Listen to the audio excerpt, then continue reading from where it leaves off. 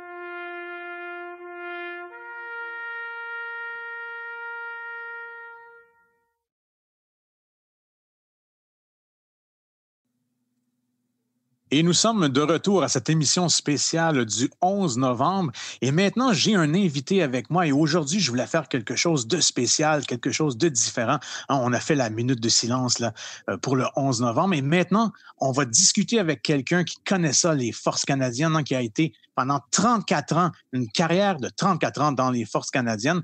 On accueille Serge Moreau, qui est aujourd'hui animateur culturel à l'école Marc Garneau à Trenton.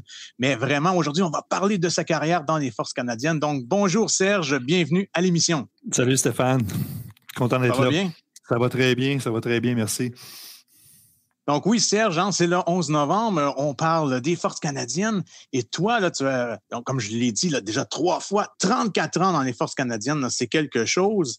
Et je sais que ça a commencé là, après 1 an comme réserviste là, avec les fusiliers de Sherbrooke là, dans les années 80. Est-ce que tu peux expliquer là, aux auditeurs comment ça a commencé, cette grande carrière dans les Forces canadiennes? Ben écoute, tu sais, comme plusieurs de mes confrères, peut-être, des fois, une carrière dans les Forces canadiennes, ça commence pas de la façon qu'on pense que ça va commencer. Fait que dans mon cas, tu sais, je suis étudiant, je suis au cégep, comme tu disais tantôt, puis par un ami, je découvre la réserve. J'ai dit, OK, je vais essayer ça, genre de job d'été, si on veut. Fait que je m'en vais avec la réserve pour 1 an. Je prends goût un peu au style militaire. Je vois que ça me conviendrait peut-être comme style de vie. Puis, concours de circonstances, encore une fois, je dis, OK, je vais tenter ma chance peut-être pour voir avec la force régulière pour aller, tu sais, avoir un emploi, avoir une expérience de vie, pas plus compliqué que ça. Tu sais, un peu, je te dirais pas que c'était une folie de jeunesse, mais c'était pas la décision la plus réfléchie pendant plusieurs années.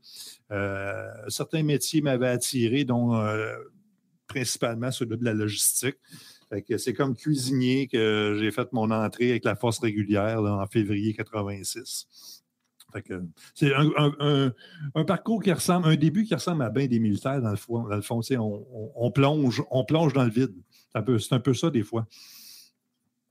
Et tu parlais de la logistique, hein? Tu es rentré comme cuisinier. Quand on parle souvent de l'armée, hein, les forces canadiennes, nos jeunes ici au CPO, ils pensent toujours à être soldats. Hein? C'est ça qu'on a, c'est l'image hein, qu'on a dans notre tête. On voit les soldats. Mais c'est une machine, hein, ça, les forces canadiennes. Là, c'est près de 100 000 personnes qui travaillent dans les forces. On a, je crois, 25 000 civils également. Et toi, bon, tu étais dans les forces, tu as décidé être cuisinier et tu parlais de logistique, hein, ça t'a mené vraiment très loin être cuisinier dans les forces canadiennes. Est-ce que tu peux expliquer là, à nos auditeurs là, vraiment un peu ton parcours? Là? Ben, tu sais, cuisinier, premièrement, une formation de cuisinier à 100% via les Forces armées canadiennes qui nous amène à avoir nos équivalences au point de vue qualité, pas qualité, mais compétences au point de vue un cuisinier qualifié militaire va être équivalent à un cuisinier qualifié dans le civil, donc les cours sont assez complexes. Ça amène à faire partie d'une organisation, mais en même temps, de faire un métier qui ressemble à plusieurs métiers qui se trouvent dans la rue en général. Cuisinier est un de ceux-là, parce que dans les forces, il faut savoir qu'il y a pas loin de 140 à 150 métiers différents. Donc, le choix est là, dépendamment de nos aptitudes, nos goûts, nos intérêts. Dans mon cas, la cuisine, c'est devenu une passion avec le fil du temps. C'était pas quelque chose qui m'attirait au départ, mais par contre, j'ai appris par ce métier-là, l'impact que je pouvais avoir à un jeune âge comme militaire auprès des troupes. Fait que c'est vraiment ça que j'appréciais. Mes premières années comme cuisinier, c'était avec l'infanterie. J'étais cuisinier dans un régiment du 22e régiment à Valcartier. Puis, c'est vraiment d'être capable d'être sur les premières lignes, mais en même temps, faire un job trois fois par jour, nourrir les troupes. C'était vraiment quelque chose qui était vraiment valorisant pour moi à ce moment-là, comme jeune cuisinier. Et tu dis, là, bon, tu étais avec le 22e régiment, hein, mais ton métier t'a amené un peu partout hein, au Canada et même à l'international, je crois, avec des déploiements. Donc, est-ce que tu peux nous expliquer, là, c'est où que ça t'a amené? Là, c'est quel endroit où tu as travaillé, là, disons? Grosso modo, faire un survol rapide, mais j'ai eu une carrière quand même.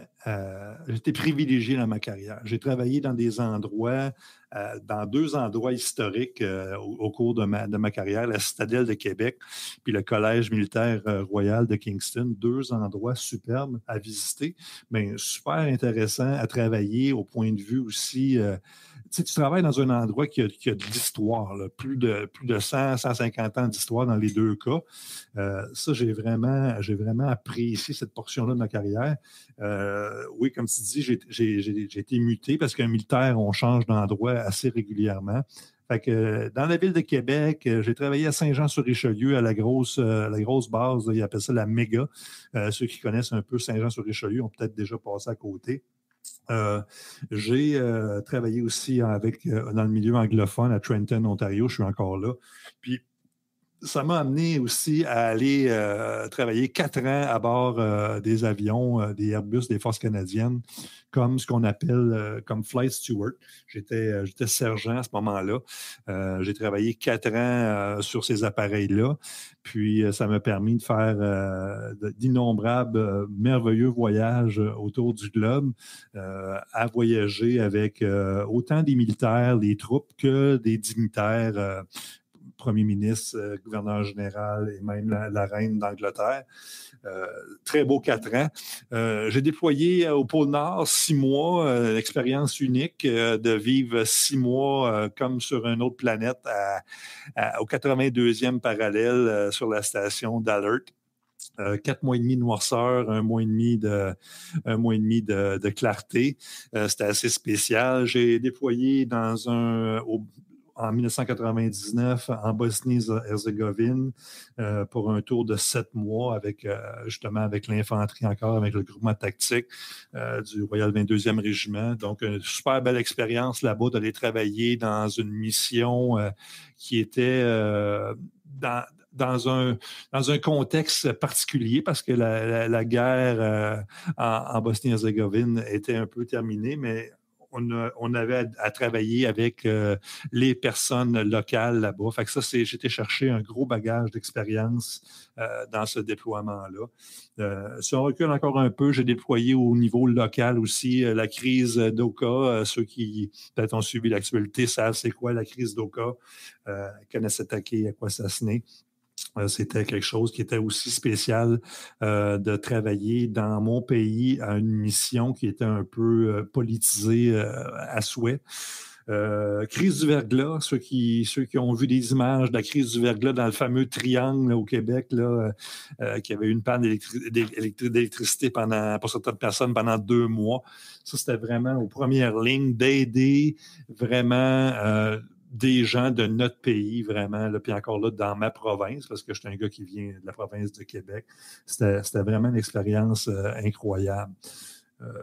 Comme tu as mentionné, j'ai terminé ma carrière où est-ce que j'avais toujours voulu aller. Je voulais aller m'occuper de la gestion des carrières des cuisiniers. Il y a 1000 cuisiniers dans les Forces armées canadiennes. Puis, j'ai terminé ma carrière là-bas à Ottawa, quartier général, à mon 2e tour comme gestionnaire des carrières des cuisiniers. Avec une carrière bien remplie, beaucoup de variétés, si on veut, pour une personne, pour un militaire. Travailler dans une multitude d'environnements, que ce soit tactique ou stratégique au quartier général, je pense que c'est vraiment quelque chose qui est, comme je disais tantôt, j'emploie encore le mot, valorisant au niveau d'une carrière militaire.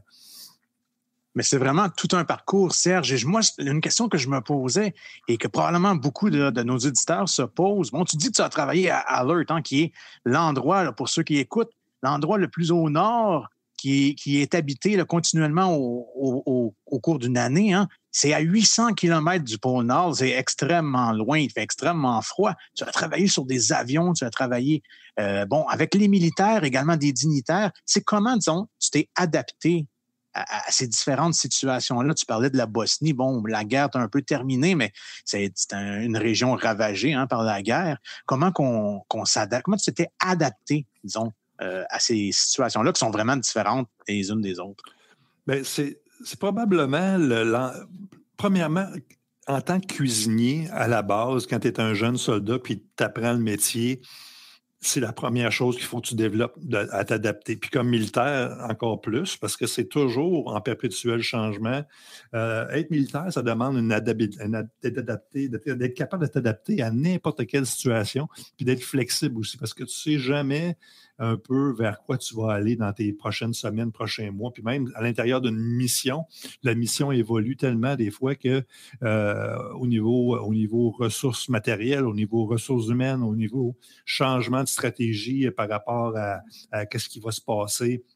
Pour exemple, une mission telle mon déploiement en Bosnie.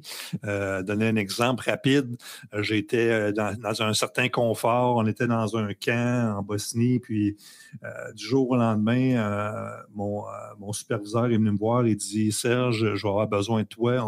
On prend possession d'un camp belge. » Prendre possession d'un camp belge, ça veut dire qu'au niveau logistique, c'était plus les Belges qui étaient pour s'occuper de cette station-là ou ce camp-là, c'était les Canadiens. Puis, en une journée ou deux, il fallait se préparer pour aller justement prendre la charge logistique, dans mon cas, la charge des services alimentaires de cette station-là qui était pour nourrir 200 Canadiens dans les semaines à venir. Donc, du jour au lendemain, je ne m'attendais pas de faire ce genre de changement-là. Puis, j'ai pas eu le choix. On dit pas non dans l'armée, on dit oui, oui, monsieur. Puis, j'ai puisé dans mes ressources, dans mon leadership, puis je me suis dirigé vers l'autre camp pour vraiment mettre ça au standard canadien puis m'assurer qu'on était capable de recevoir nos troupes dans les délais requis. Fait que, comme tu dis, l'adaptation d'un emploi à l'autre, d'une situation à l'autre, c'est quelque chose qui se développe, c'est sûr et certain, mais je te dirais à vitesse grand V. Changement de paradigme, quand tu es habitué de travailler avec l'armée, puis tu t'en vas travailler avec les forces aériennes, mais encore là, il y a un changement au niveau de la psychologie, pas de la psychologie, mais de la façon de travailler. C'est pas toujours la même mentalité, si je peux employer ce mot-là. Donc, c'est à mon plaisir de m'adapter. J'aimais le changement. Puis comme leader, j'ai toujours prôné qu'il fallait être prêt à, comme on dit en anglais, lead changes. On prend leadership, on prend action sur les changements. On ne voit pas les côtés négatifs, on voit les côtés positifs, puis on avance vers l'avant. C'est un peu ça, Stéphane, que j'appliquais là, quand c'était le temps de m'adapter, si on veut. Puis en même temps, adaptation, ça touche ma famille, ça touche tout mon entourage. C'est toujours une perpétuelle adaptation d'être comme un militaire. Positivement. Oui, parce qu'on sait que c'est pas nécessairement facile, hein, la carrière. D'où les voyagements, hein, les affectations. Hein. Ça, comme tu me dis, ça a un impact sur ta famille, il faut déménager. Et vers la fin de ta carrière, bon, tu as commencé en 86 comme cuisinier, hein, et vers ta fin de ta carrière, maintenant, quand tu as commencé, tu étais en bas de l'échelle, et à la fin, ben, tu étais en haut de l'échelle. Là, c'était un peu redonné, hein, à ceux qui commencent. Comment tu as trouvé ça, là, vraiment, être celui là, tu parlais de logistique, qui gérait vraiment, là, on va le dire en bon québécois, qui gérait la patente, hein. C'était toi là, qui étais en charge. Est-ce que c'est un défi, là, disons, de faire ça? Ben, si tu regardes la progression, normalement, à chaque niveau que tu atteins, tu devrais être prêt et même plus que prêt. Fait que dans mon cas, je pense que c'était ça, sans vouloir redorer rien. Je pense que j'étais prêt pour les positions qui m'ont été attribuées. C'est toujours entouré d'une équipe aussi. Là, on peut être le gestionnaire principal, mais il y a toujours une équipe autour. Puis j'avais quand même des gens à qui je redevais.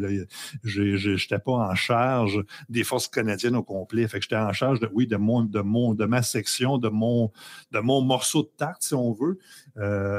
Encore là, c'est d'avoir confiance en soi, de s'assurer qu'on a de savoir qu'on a les compétences, puis d'être certain qu'on applique ces connaissances-là puis s'il y a quelqu'un qui peut venir nous appuyer dans notre démarche ou dans notre encore une fois, dans notre mission, mais c'est toujours comme ça que j'ai fonctionné. C'est d'aller chercher des éléments qui pouvaient m'appuyer. Si j'avais une faiblesse à quelque part au niveau de ma gestion, quoi que ce soit dans mon équipe, mais je m'assurais d'avoir les bonnes réponses ou de m'entourer des bonnes personnes pour venir d'être le plus efficace possible.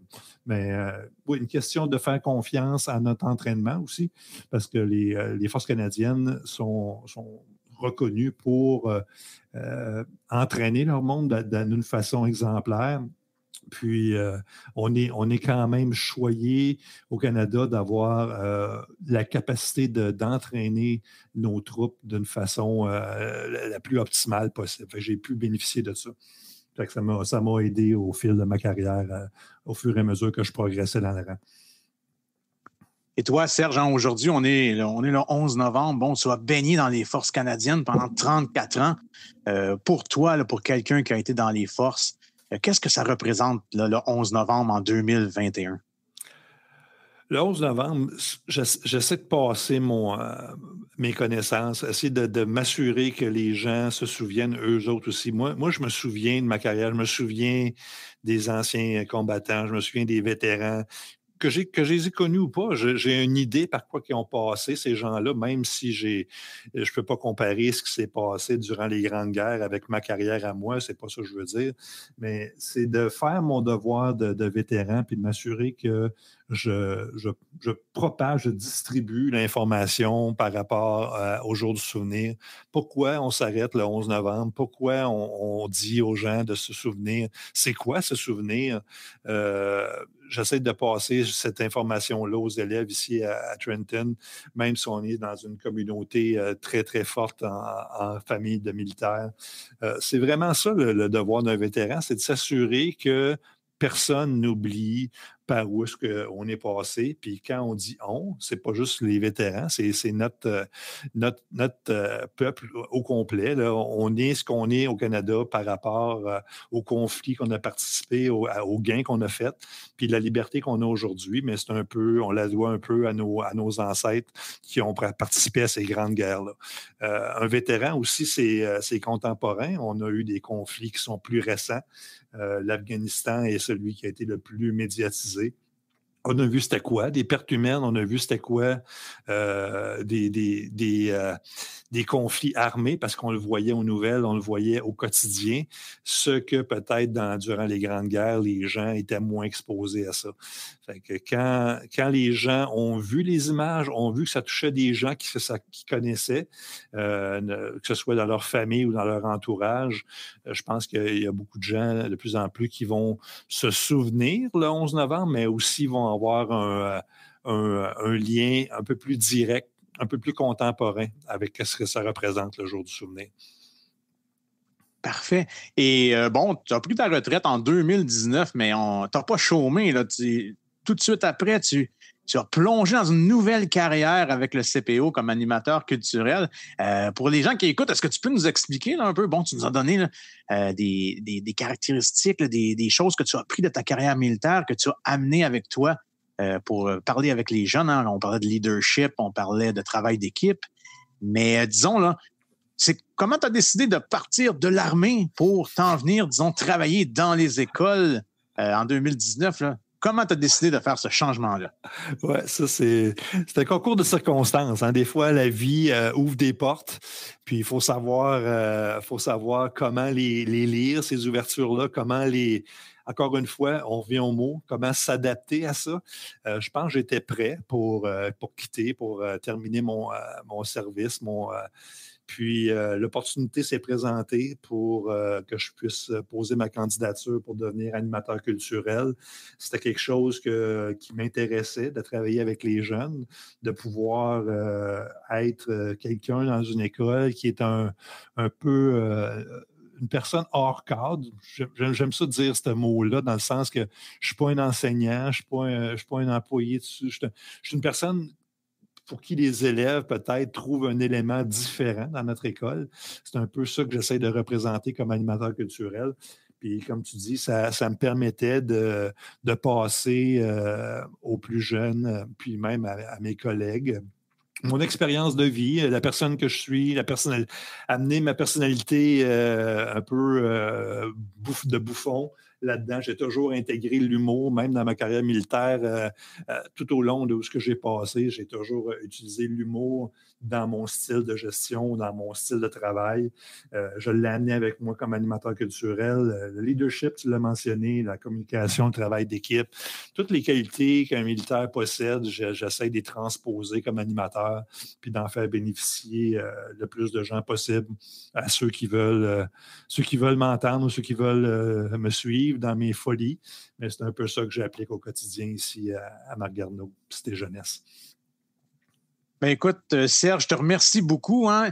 Il y a beaucoup d'auditeurs qui te connaissent hein, comme Chauvel, hein, le personnage là, qui est rendu mythique dans les vendredis culturels de l'animation culturelle ici au CPO. Mais aujourd'hui, pour le 11 novembre, on te reconnaît comme l'adjudant-maître Serge Moreau. Donc, merci beaucoup de nous avoir parlé de ce parcours que je trouve incroyable. Hein, 34 ans là, dans les forces un peu partout au pays, dans les airs, et également à l'international. Donc, je crois un exemple à suivre, non seulement pour ta détermination, pour ta carrière, pour ton travail d'équipe, pour de la manière également le respect avec lequel tu parles des gens qui t'ont entouré. Donc, merci beaucoup, Serge. Et on se revoit là, peut-être pour un prochain Vendredi culturel avec Chauvel. Mais aujourd'hui, vraiment, les Forces canadiennes, merci beaucoup. Merci, Stéphane.